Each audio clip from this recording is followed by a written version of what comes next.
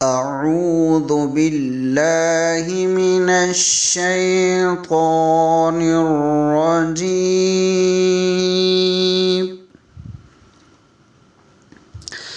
بسم الله الرحمن الرحيم.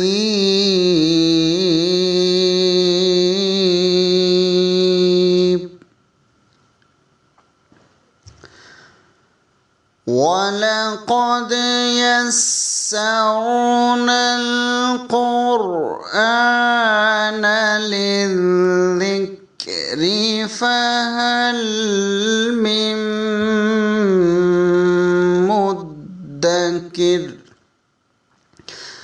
صدق الله العظيم.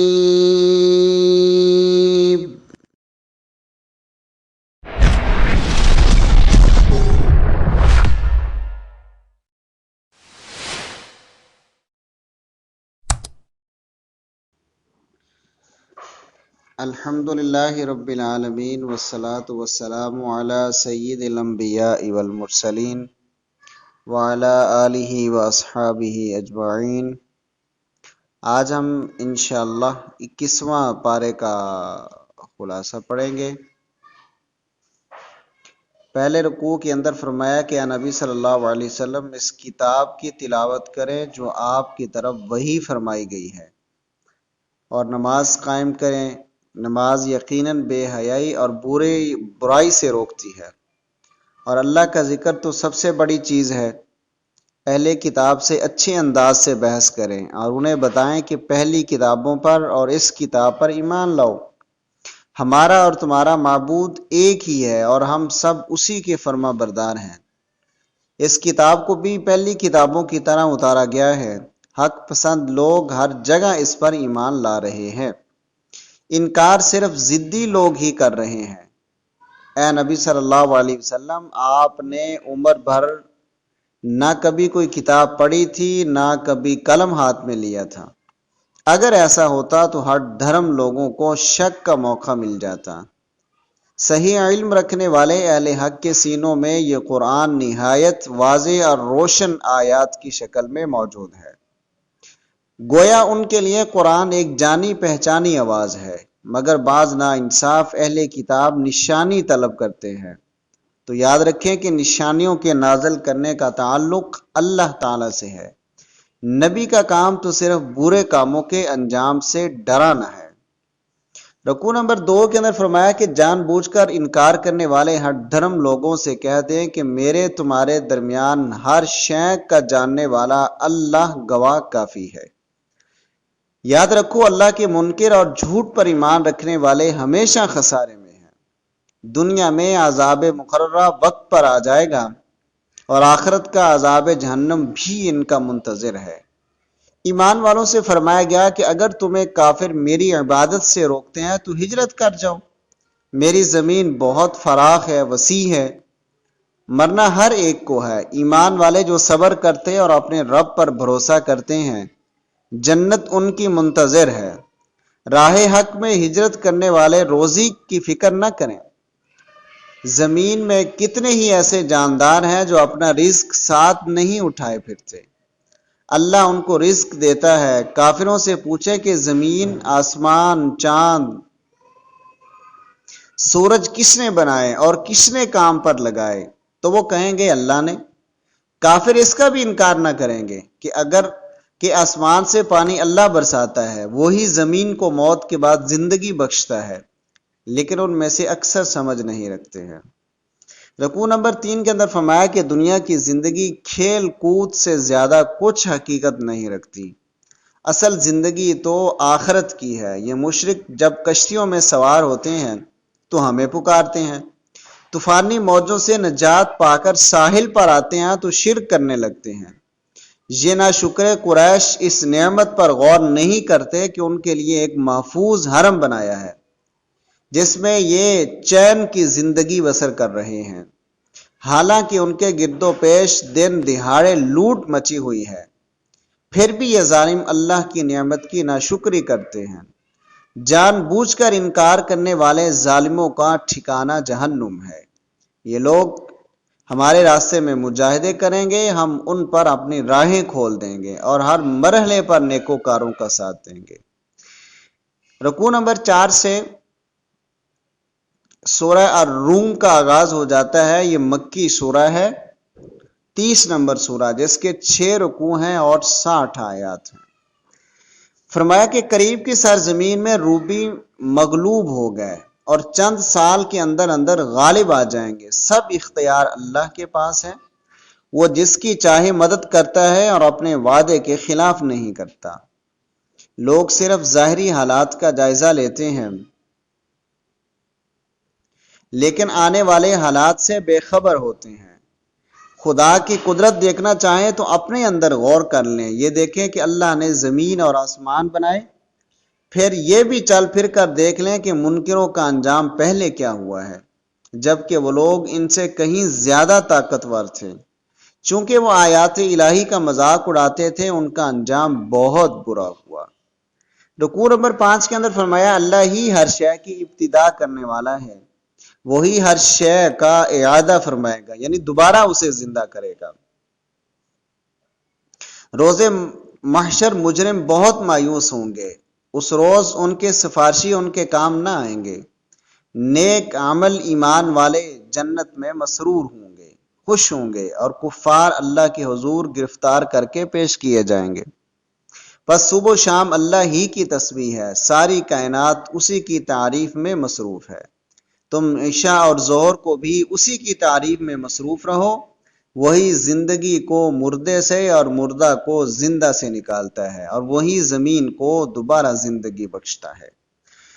رکوع نمبر 6 میں فرمایا کہ اللہ کی قدرت کا نشان ہے کہ اس نے تمہیں مٹی سے پیدا کیا، پھر زمین میں پھیلا دیا، اسی نے تمہارے جوڑے بنائے تاکہ تم سکون حاصل کرو، پھر تمہارے درمیان محبت اور مہربانی رکھ دی، اسی نے زمین اور آسمان پیدا کیے، بولیوں اور رنگوں میں فرق قائم کیا، رات کا سکون اور دن میں حلال روزی کی تلاش بھی اسی کی نشانی ہے۔ بجلی چمکتی ہے تو تم کبھی ڈرتے ہو اور کبھی بارش کی امید لگاتے ہو، وہی آسمان سے پانی برساتا ہے، زمین کی بدولت زندگی ملتی ہے، یہ سب اس کے خدائی نشان ہے۔ زمین و آسمان اسی کے حکم سے کھڑے ہیں، پھر جب تمہیں بلائے گا تو تم زمین سے نکل کھڑے ہوں گے۔ کائنات کی ہر شے اسی کی فرما بردار ہے، اس کائنات میں برتر صفتوں اور شان والا وہی اللہ ہے۔ رکوع نمبر 7 کے اندر فرمایا کیا تم غلاموں کو اپنے پاس سے دولت دے کر اپنے برابر کرنے کے لیے تیار ہو؟ تو اللہ تعالیٰ مخلوق کو اپنے برابر کیسے کرے گا؟ دراصل یہ ظالم بے خبری میں اپنی خواہشات کے پیچھے چل کر گمراہ ہو رہے ہیں۔ آپ اپنی توجہ سب سے ہٹا کر اللہ کی طرف رکھیں، یہی سیدھا دین ہے، اسی سے ڈریں، نماز قائم کریں اور مشرک نہ ہوں۔ مشرکوں نے اپنا دین ٹکڑے ٹکڑے کر ڈالا ہے اور خود بھی کئی گروہ بن گئے ہیں۔ ہر گروہ اپنے عقیدے اور عمل پر بہت خوش ہے، جب ان پر کوئی مصیبت آتی ہے تو یہ رب کو پکارنے لگتے ہیں، تکلیف دور ہوتی ہے تو شرک کرنے لگ جاتے ہیں، جب ہم شاد کام کرتے ہیں تو اکڑنے لگتے ہیں، لیکن جب شامت اعمال آتی ہے تو مایوس ہو جاتے ہیں۔ ان کو پتہ نہیں کہ تنگی اور فراخی اللہ کے قبضہ میں ہے۔ تم رشتہ داروں، مسکینوں اور مسافروں کے حق ادا کرو، اور یاد رکھو سودی مال پر دان نہیں چڑھتا، اضافہ نہیں ہوتا۔ جس مال سے تم اس کی رضا کے لیے زکوٰۃ نکالو گے وہی بڑھے گا۔ دیکھو اللہ نے تمہیں پیدا کیا، اسی نے تمہیں رزق دیا، وہی تمہیں مارے گا پھر دوبارہ زندگی بخشے گا، تمہارے شریکوں میں کوئی ہے جو کر سکے؟ رکوع نمبر 8 کے اندر فرمایا لوگوں کی بدعمالیوں کے باعث خشکی اور تری میں فساد برپا ہو گیا ہے۔ زمین میں چل پھر کر دیکھو کہ تم سے پہلے مشرکوں کا کیا انجام ہوا۔ قیامت کا نہ ٹلنے والا دن آنے سے پہلے اپنا رخ دین قیم کی طرف سیدھا کر لو۔ کفر کا وبال کافروں پر پڑے گا، نیکوکار ایمان والوں کو اپنے فضل سے بہت اچھے بدلے دے گا۔ یہ اسی کی قدرت کا نشان ہے کہ خوشخبری دینے والی ہوائیں بھیجتا ہے تاکہ تمہیں اپنی رحمت کا مزہ چکھائے، اور کشتیاں اس کے حکم سے چلیں، تم رزق حلال کی تلاش میں نکلو اور اس کا شکر بجا لاؤ۔ اے محمد صلی اللہ علیہ وسلم، آپ سے پہلے بھی کئی نبی واضح دلائل کے ساتھ آئے، مجرموں سے ہم نے انتقام لیا اور ایمان والوں کی مدد کرنا ہمارے ذمے لازم ہے۔ دیکھتے نہیں ہو اللہ ہوائیں بھیجتا ہے جس سے بادل آسمان پر پھیل جاتے ہیں، بارش برسنے لگتی ہے، لوگ خوش ہو جاتے ہیں، حالانکہ بارش سے پہلے نا امید ہو چکے ہوتے ہیں۔ وہ مردہ زمین کو زندگی بخش دیتا ہے، اگر ذرا ایسی ہوا بھیج دے جس سے کھیتوں کا رنگ زرد پڑ جائے تو یہ ناشکری کرنے لگ جاتے ہیں۔ آپ ان اندھوں اور بہروں کو حق نہیں دکھا اور سنا سکتے، اسے تو ایمان والے ہی سنیں گے۔ رکوع نمبر 9 کے اندر فرمایا اللہ وہی ہے جس نے تمہیں کمزوری سے پیدا کیا، پھر قوت بخشی، پھر بڑھاپے نے آ لیا۔ قیامت کے دن یہ مشرک قسمیں کھائیں گے کہ ہم دنیا میں ایک گھڑی سے زیادہ نہیں ٹھہرے، اور ایمان والے اہل علم کہیں گے کہ تم قیامت کے دن تک قبروں میں ٹھہرے ہو۔ روز حشر ظالموں کی معذرتیں کام نہ دیں گی۔ آپ ظالموں کے پاس کوئی بڑے سے بڑا معجزہ لے آئیں، یہ آپ کو جھوٹا ہی کہیں گے۔ آپ صبر کریں اور اپنے موقف پر قائم رہیں۔ رکوع نمبر 10 سے سورہ لقمان کا آغاز ہوتا ہے۔ یہ 31 نمبر سورہ ہے، مکی ہے، جس کے 4 رکوع ہیں اور 34 آیات ہیں۔ 10 نمبر رکوع میں فرمایا کہ یہ کتاب حکیم کی آیات ہیں جو بھلائی کرنے والوں کے لیے ہدایت اور رحمت ہیں، جو نماز قائم کرنے والے، زکوٰۃ ادا کرنے والے اور آخرت پر یقین رکھنے والے ہیں، یہی ہدایت یافتہ اور با مراد ہیں۔ کچھ نادان ایسے آدمی بھی ہیں جو حکمت سے لبریز آیات الہی سے منہ موڑتے ہیں اور اپنا مال خرچ کر کے بیہودہ چیزیں خرید رہے ہیں۔ حق کو سننے سے ان کے کان اس طرح بند ہو گئے ہیں گویا ان کے کانوں میں ڈانٹ لگے ہیں۔ اہل ایمان کے ساتھ اللہ کا وعدہ سچا ہے کہ وہ جنت میں جائیں گے۔ وہی اللہ جس نے بغیر ستونوں کے آسمان کھڑے کر دیے، زمین میں پہاڑ گاڑ دیے اور جاندار پھیلا دیے، آسمان سے پانی برسا کر قسم قسم کی عمدہ چیزیں اگا دی۔ کسی اور نے کچھ پیدا کیا ہو تو دکھاؤ۔ مشرک گمراہی میں گرفتار ہیں۔ رکوع نمبر 11 کے اندر فرمایا کہ حضرت لقمان کو حکمت عطا ہوئی کہ اللہ تعالیٰ کا شکر ادا کرو، شکر کا فائدہ خود شکر کرنے والے کو پہنچتا ہے۔ حضرت لقمان نے اپنے بیٹے کو نصیحت کی کہ بیٹا اللہ کے ساتھ شرک نہ کرنا، شرک بہت بڑا ظلم ہے۔ ماں باپ کے ساتھ حسن سلوک کرنا، ماں نے کس شفقت سے تجھے اپنے پیٹ میں اٹھایا، پھر 2 سال دودھ پلایا، میرا اور والدین کا شکر ادا کرنا۔ اگر وہ تجھے شرک پر مجبور کریں تو ان کا کہنا نہ ماننا۔ اللہ سے رائی کے دانے کے برابر چیز بھی نہیں چھپ سکتی، خواہ پتھر میں ہو یا آسمان میں یا زمین میں۔ بیٹا نماز قائم کر، نیکی کا حکم دے، بدی سے منع کر، مصیبت آ جائے تو صبر کر، لوگوں سے گالیاں نہ پھلایا کر، زمین میں اکڑ کر نہ چل، خدا کو اکڑنے والے پسند نہیں۔ چال میں میانہ روی اختیار کر، اپنی آواز ذرا پست رکھ، سب سے ناپسندیدہ آواز گدھے کی آواز ہے۔ رکوع نمبر 12 کے اندر فرمایا کیا تم نے اس پر غور نہیں کیا کہ زمین و آسمان کی ہر شے کو رب تعالیٰ نے کام پر لگا دیا ہے اور تم پر اپنی کھلی اور چھپی نعمتوں کی تکمیل فرما دی ہے، مگر کچھ لوگ بغیر دلیل کے اللہ کے بارے میں جھگڑا کرتے ہیں، اور جب انہیں سمجھایا جاتا ہے کہ اللہ کی طرف سے آئی ہوئی ہدایت پر چلو تو وہ کہتے ہیں ہم تو اپنے آباء و اجداد کے طریقے پر چلیں گے۔ حالانکہ جو شخص اپنے آپ کو اللہ کے حوالہ کر دے اس نے حقیقت میں ایک مضبوط حلقے کو تھام لیا۔ اے نبی صلی اللہ علیہ وسلم، آپ کافروں کے کفر سے غمزدہ نہ ہوں، ان کا معاملہ میرے سپرد ہے۔ اگر آپ ان سے پوچھیں کہ آسمان زمین کس نے بنائے، کہیں گے اللہ نے، تو پھر حمد بھی اللہ کے لیے ہونی چاہیے۔ اگر زمین کے سارے درخت قلم بن جائیں اور سمندر سیاہی بن جائے اور مزید 7 سمندر بھی سیاہی بن جائیں تب بھی اللہ کی باتیں ختم نہ ہوں، لکھتے لکھتے تمہارا دوبارہ زندہ کرنا اس کے لیے ایک آدمی کو زندہ کرنے کے برابر ہے۔ دن رات، چاند، سورج سب اسی کے تابع ہیں۔ اسے چھوڑ کر جن دوسری چیزوں کو یہ لوگ پکارتے ہیں سب باطل اور غلط ہیں۔ رکوع نمبر 13 کے اندر فرمایا کہ غور کرو کہ کشتیاں سمندر میں اس کے فضل سے چلتی ہیں تاکہ اس کی نشانیاں دیکھو۔ جب مشرک طوفان میں گھرتے ہیں تو رب کو پکارتے ہیں، اور جب ساحل پر پہنچتے ہیں تو شرک کرنے لگتے ہیں۔ اے لوگو، اپنے رب سے ڈرو، اور ڈرو اس دن سے کہ جب نہ کوئی باپ اپنی اولاد کے کام آئے گا اور نہ بیٹا باپ کے۔ اللہ کا وعدہ سچا ہے، پھر تمہیں دنیا کی دل فریبیاں دھوکے میں مبتلا نہ کرتے، اور یہ دھوکہ باز شیطان بھی تمہیں اللہ کے بارے میں دھوکہ میں نہ ڈالیں۔ قیامت کا علم صرف اسی کے پاس ہے، وہی بارش برساتا ہے، وہی جانتا ہے کہ مادہ کے پیٹ میں کیا ہے۔ کوئی شخص نہیں جانتا کہ کل کیا کرے گا، اور کوئی نہیں جانتا کہ کہاں وہ مرے گا۔ اللہ ہی علم والا ہے اور خبیر ہے۔ رکوع نمبر 14 سے سورہ سجدہ کا آغاز ہو جاتا ہے۔ 32 نمبر سورہ ہے، مکی ہے، جس کے رکوع 3 ہیں اور 30 آیات ہیں۔ فرمایا یہ کتاب رب العالمین کی طرف سے اتاری گئی ہے، اس میں کوئی شک نہیں، یہ حق ہے، آپ کے رب کی طرف سے نازل ہوئی ہے تاکہ آپ ایسے لوگوں کو ڈرائیں جن کے پاس آپ سے پہلے کوئی ڈرانے والا نہیں آیا، تاکہ وہ ہدایت پالیں۔